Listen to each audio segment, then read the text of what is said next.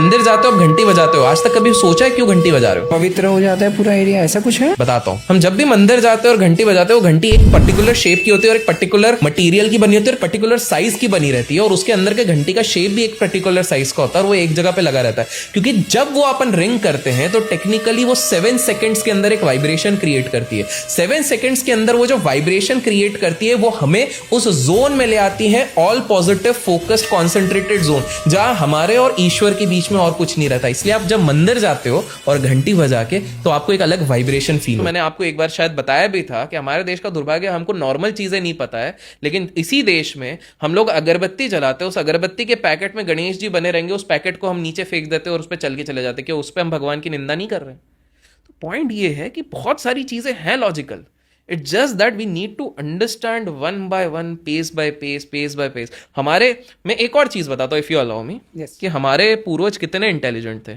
आपके ऑडियंस का भी दिमाग हिल जाएगा और कुछ भी अगर पसंद आएगा आप लाइक कीजिएगा, बिकॉज इससे हम दोनों को पता लगेगा कि भाई आगे इस तरह के वीडियोस करने के लिए, कि बोलने के लिए तो बहुत। और देखिए, मैं भी लर्नर हूँ, मैं भी चीजें सीखता हूँ, पंडितों से मिलता हूँ, गुरुओं से मिलता हूँ, आप जैसे अच्छे लोगों से मिलता हूँ, बहुत सारे लोगों से मिलता रहता हूँ, उधर से मैं चीजें सीखता हूँ, किताबें पढ़ता हूँ, उधर से सीखता हूँ, आर्टिकल्स पढ़ता हूँ, वहां से सीखता हूँ। तो मैं भी सीख रहा हूँ, मंदिर जाता हूँ, वहां से सीखता हूँ, मस्जिद जाता हूँ, वहां से सीखता हूँ, गुरुद्वारा जाता हूँ, वहां से सीखता हूँ। तो ये सब लर्निंग है। तो आपको एक इंटरेस्टिंग चीज बताता हूँ, शिव जी कहाँ पे रहते हैं आपके हिसाब से? कैलाश। कैलाश। कैलाश अगर नॉर्थ ईस्ट वेस्ट साउथ बोलूं तो कहां पर पड़ेगा?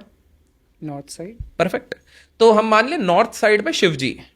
तो हजारों वर्ष पहले, लाखों वर्ष पहले शिव जी जब विराजमान थे कैलाश पे ऊपर, तो जो राक्षस लोग थे, जो डेविल, जो ये सब उत्पात मचाने वाले, उन लोगों ने बोला भाई ऊपर डेंजर जोन है, ऊपर तो शिव जी हैं भैया, कब तीसरा नेत्र खुलेगा भस्म हो जाएंगे।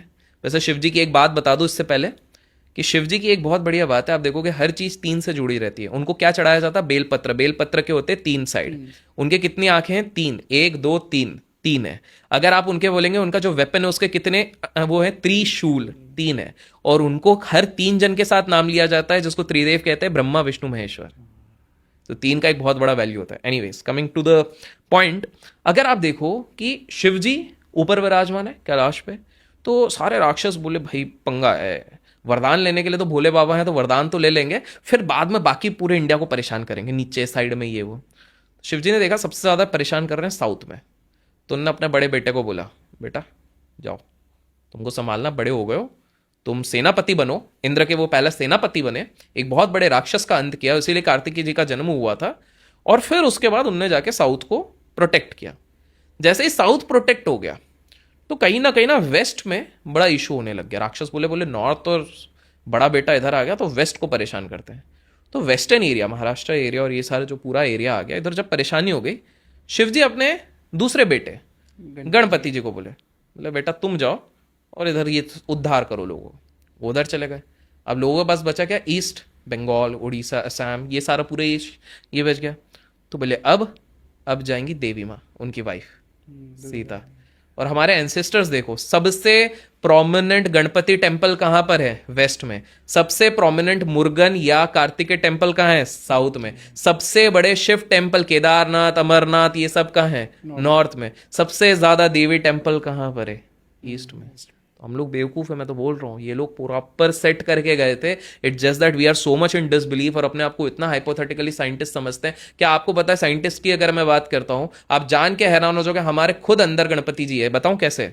हमारे अंदर गणपति जी इसलिए हैं क्योंकि बहुत साल पहले जब पहली बार ह्यूमन एनाटॉमी को स्टडी किया गया तो पता चला कि भाई हर चीज के हिसाब से बॉडी सही फंक्शन कर सकती है, सिर्फ एक चीज अगर सही नहीं हुई ना तो पूरी बॉडी फंक्शन नहीं करेगी। उसको कहते हैं पिट्यूटरी ग्लैंड। और जब पिट्यूटरी ग्लैंड को माइक्रोस्कोप के नीचे देखा गया तो वो गणपति जी जैसा दिखता है।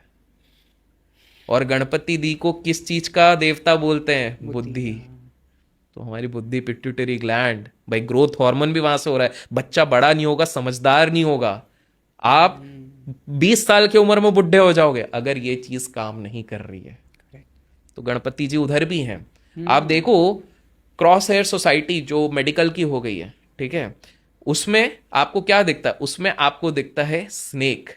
और स्नेक्स का भी कितना ज्यादा रिलेवेंट है हमारे पूरे सनातन धर्म में।